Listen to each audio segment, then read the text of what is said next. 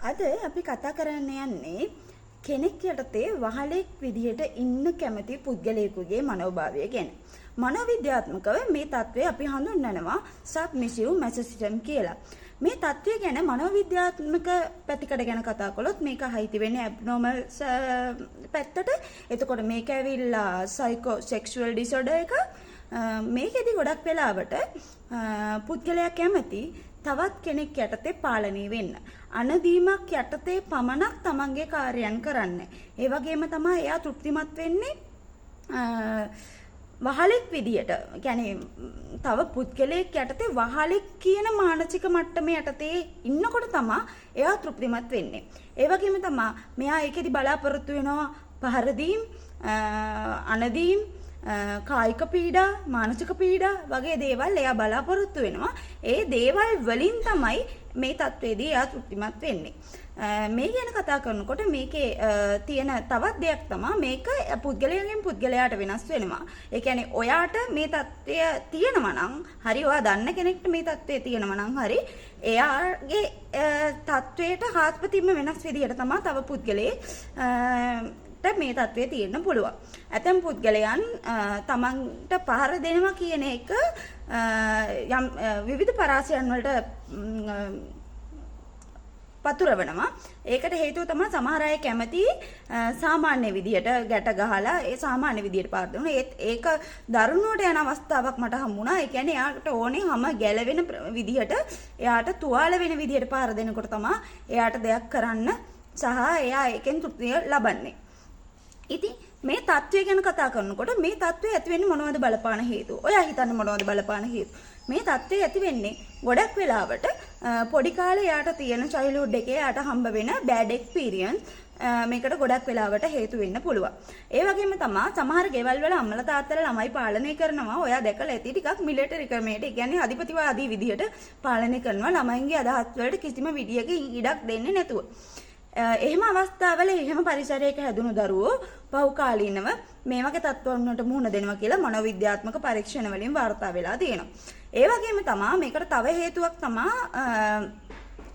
ඒ වගේ මිලිටරි කියන්නේ ඒ වගේ පරිසරයක ඉස්කෝලේ ගිය නැත්නම් එහෙම පරිසරයක ඉන්න රිලේෂන්ස්ලත් එක්ක කාලය ගත කරන්න වෙච්ච දරුවොත් මේ තත්වයට මුහුණ දෙනවා. ඒ වගේම තමයි දරුවන්ට පමණක් නෙමෙයි මේ තත්වේ යම් යම් කායික දඬුවම් වලට ලක් වෙච්ච වැඩිහිටියන්ට වුණත් මේ තත්ත්වය ඇති වෙන්න පුළුවන්. මොකද මට කවුන්සලින් වලදී පුද්ගලෙක් හම්බුණා විශ්වවිද්‍යාල නවක වදය නිසා මේ තත්ත්වය ඇති වෙච්ච දරුවෙක්.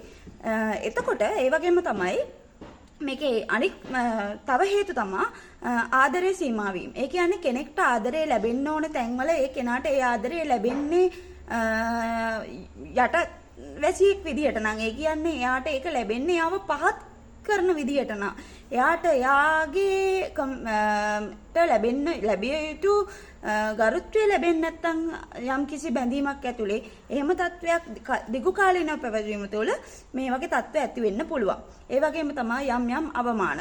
කාලයත් එක්ක විවිධ අවමාන වලට මුහුණ දෙන මිනිස්සු අපිට හම්බ වෙනවා. ඒ විවිධ අවමාන වලට මුහුණ දෙන මිනිස්සුන්ට ඒකේ ප්‍රතිඵලයක් විදියට, ඒ ඇතිවන මානසික ව්‍යාකූලතාවයේ ප්‍රතිඵලයක් විදියට කාලයක් එක්ක මේ වගේ තත්වයකට මුහුණ දෙන්න පුළුවන්. මේ වගේ තත්වයක් ඇති වුනහම ඔයා මොන වගේ ප්‍රශ්න වලට මුහුණ දෙයි කියලාද ඔයා හිතන්නේ? මට මේ වගේ ප්‍රශ්න ඇති වෙච්ච ගොඩක් අය හම්බ වෙලා තියෙනවා. ඒ හම්බ වෙච්ච අයගෙන් මම දැකපු දෙයක් තමයි මේගොල්ලන්ට මේක කතා කරන්න විශ්වාසවන්ත කෙනෙක් නැහැ. මේගොල්ලන්ට මේ දේවල් කියන්න විශ්වාසවන්ත පුද්ගලයෙක් නැහැ. ඉතින් ඒ හින්දා මේගොල්ලෝ ඒ සම්බන්ධව දැඩි මානසික පීඩනයක ඉන්නේ. ඒ වගේම තමයි මේගොල්ලන්ට මේක පාලනය කර ගැනීම අපහසුව. මට ගොඩක් වෙලාවට කතා කරපු අය කියනවා උදේ නැගිට ගමන් ඔළුවට එන්නේ මේක. රැට මට නිින්ද යන්නේ, මට මේවමයි මතක් වෙන්නේ. මම මේවමයි හොයන්නේ. මට මේක දැන් ඇත්ති හොඳටම මම දන්නවා මේක මට මානසික වදයක්. මේක නවත්ත ගන්න ඕනේ. ඒත් එයාට ඒක කන්ට්‍රෝල් කරගන්න බෑ. ඒක තමයි ඒගොල්ලන්ගෙන් ආපු කම්ප්ලේන් එක. ඊළඟ එක පසුබිමේ ප්‍රශ්න. ඔයා විවාහක කෙනෙක් නම් ඔයා ඒ විදිහේ මානසිකත්වයක ඉන්න කෙනෙක් නම් කාන්තාවක් වශයෙන් ඔයාගේ බිනිතට නැත්නම් සහකාරියට ඒක දැනෙන්න ගන්නවා. ඔයා කොච්චර හංගන්න හැදුවත් ඇතැම් අවස්ථාවල ඒක දැනෙන්න ගන්නවා. මොකද කාන්තාවක් බලාපොරොත්තු වෙනවා ආත්ම විශ්වාසයක් තියෙන Tamanට ආරක්ෂාකාරීයයි හැඟෙන ස්වාමි පුරුෂයෙක්. එතකොට ස්වාමි පුරුෂයා වහල් මනෝභාවයකින් නම් තෘප්තිය ලබන්නේ. එයා එතනත් ඒ විදිහට හැසිරෙන්න පෙළඹෙනවා. එතකොට එතන පෞල් ප්‍රශ්න ඇති වෙනවා. ඒ වගේම තමයි මේ වගේ පුද්ගලයන් එක්ක ජීවත් වෙන දරුවෝ මේ වගේ මව්පියොත් එක්ක ජීවත් වෙන දරුවෝ කාලයත් එක්ක මේ සිටුේෂන් එකත් එක්ක යනකොට දරුවෝ ගාව දෙමව්පියෝ ඒ අදාළ ගරුත්වය තියාගෙන වැඩ කටයුතු කරන්නේ නැත්තම් දරුවෝ ගාව දෙමව්පියෝ ඔළුව පාත් කරගෙන ඒ තමන්ගේ තියෙන ගරුත්වය නැත්තම් තමන්ගේ තියෙන ගෘහමූලිකයා තමන් අම්මා තාත්තා කියන ඒ තැන නැති කරගෙන නම් වැඩ කරන්නේ. එතකොට කාලයත් එක්ක දරුවොත් ඒ විදිහටම පුරුදු වෙන්න ගන්නවා. ඒක දරුවන්ට එන අනිසි බලපෑමක්. මොකද දරුවෙක් දෙයක් ඉගෙන ගන්නේ තමන්ට ලැබෙන එක්ස්පීරියන්ස් වලින් සහ තමන්ගේ වටේ පිරිස වැඩ කරන විදිහෙන්.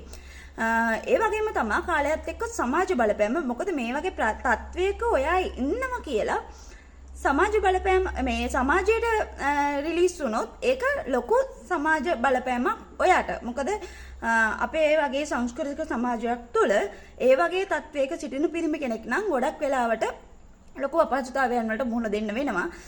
මොකද පිරිමි කෙනෙක් හැම වෙලේම තමා මූලිකයා කියන මනෝභාවයෙන් ජීවත් වෙන පිරිසක්. එතකොට තමා ශක්තිවන්තයා කියන මනෝභාවයෙන් ජීවත් වෙන පිරිසක්. එතකොට එහෙම තත්වයක පිරිමි කෙනෙක් මේ විදිහේ දෙකින් නම් තෘප්තිය ලබන්නේ. එහෙම අවස්ථාවක සමාජය තුළ විවිධ අවමානයන්ට ලක් වෙන්නේ මේ හැකියාව තියෙනවා. සමාජය තුළ මිනිස්සු ඔයා විශ්වාස කරපු විදිය, ඔයා සමාජය තුළ ගොඩනගාගෙන ඉන්න ප්‍රතිරූපය නැතිවීම වගේ ගොඩක් දේවල් වලට මේ தත්ත්වය බලපානවා. සහ ඔයාගේ දෛනික ක්‍රියාකාරකම් බොහෝ දුරට අඩපණ වීමේ හැකියාව තියෙනවා. බොහෝ දුරට ඔයාගේ දෛනික ක්‍රියාකාරකම් කිසි දෙයක් ඔයාට කරන්න වෙන්නේ නැහැ. මොකද මට හම්බ වෙලා තියෙනවා මේ தත්ත්වය නිසා රැකියාවට යන්න බැරි පිරිස්. රැකියාවට නොයා නිවසට වෙලා ඉන්නවා.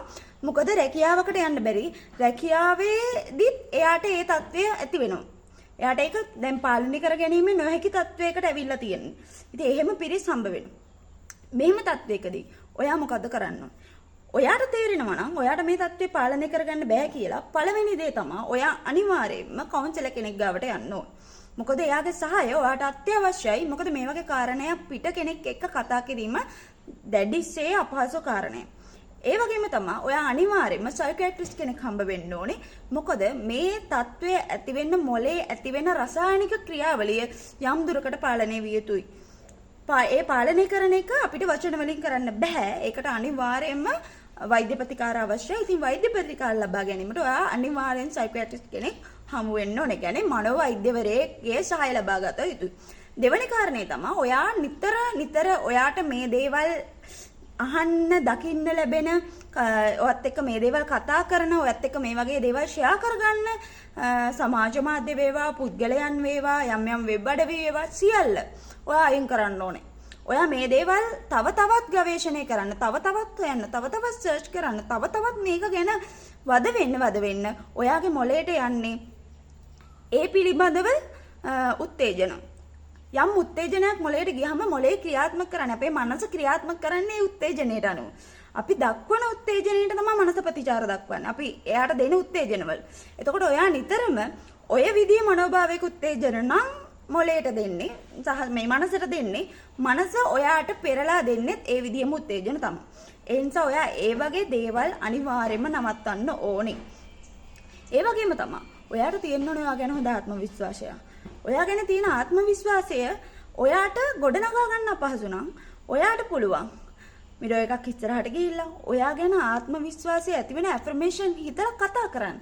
නැත්තම් ජර්නල් එකක් ලියන්න. ඔයාට පුළුවන් ඇෆර්මේෂන් ජර්නල් එකක් විදියට ලියන්න.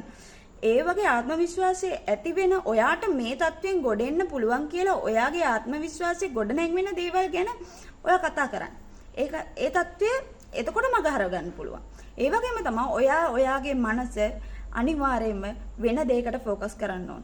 ඒ කියන්නේ ඔයා මොකක් හරි පොතක් කියවන්න නැත්නම් මූවි එකක් බලන්න, ඔයාගේ මොකක් හරි ගෝල් එකක් ඇචීව් කරන්න, නැත්නම් මොකක් හරි වැඩක් කරන්න වගේ දෙයකට ඔයාගේ මනස ફોකස් කරන්න ඕනේ. අනිවාර්යෙන් ඔයා මේ තත්ත්වෙන් ගොඩ එන්න නම් ඔයා කාර්යබහුල පුද්ගලෙක් වෙන්න ඕනේ. ඒ කියන්නේ මේ වගේ තත්ත්වයන් ගැන හිතන්න ඔයාගේ මනසට ඔයා ඉඩ දෙන්න හොඳ නැහැ. එහෙනම් මේ වගේ තත්ත්වයක නම් ඔයා ඉන්නේ, මේ වගේ තත්ත්වයකින් පීඩා විඳිනවා නම්, නැත්නම් මේ වගේ තත්ත්වයකින් පීඩා විඳලා ඔයා මේ තත්ත්වෙන් ගොඩ ආපු කෙනෙක් නම් අනිවාර්යයෙන්ම කමෙන්ට් සෙක්ෂන් එකේ කමෙන්ට් එකක් දාන්න. ඒ වගේම තමයි ඔයාට මේ සම්බන්ධව අත්දැකීම් තියෙනවා නම් ඒක අපිත් එක්ක ෂෙයා කරගන්න.